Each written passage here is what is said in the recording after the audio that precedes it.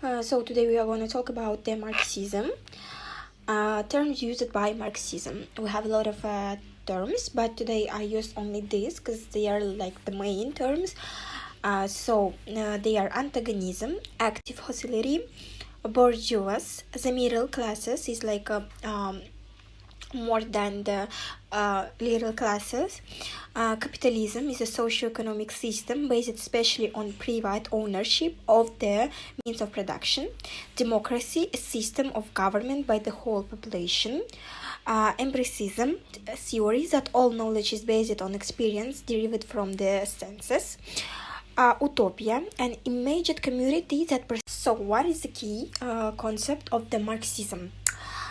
In my opinion, Marxism believes that capitalism can only thrive on the exploitation of the working class.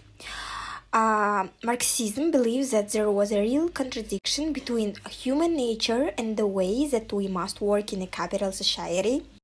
So, task was compare these three meanings: peripheral, core, and semi-peripheral.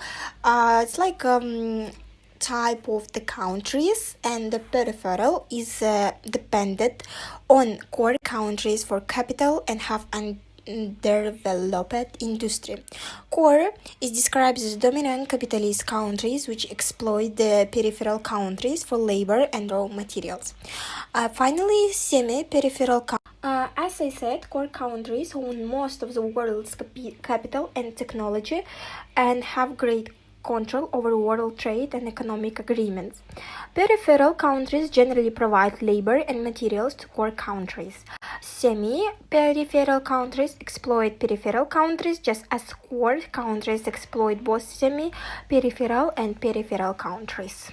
And the next task was like as a compare of the Marxism, liberalism, and realism's economic, and I divided it into three. And in my opinion, Marxism posits that the struggle between social classes, specifically between the bourgeois or capitalists and the proletariat or workers, defines economic relations in a capitalist economy.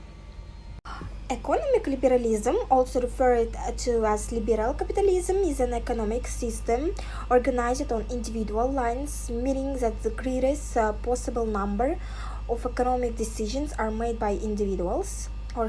So what about the realism? It's like a wide range of economists have developed mercantilism and economic nationalism in the study of economic relations.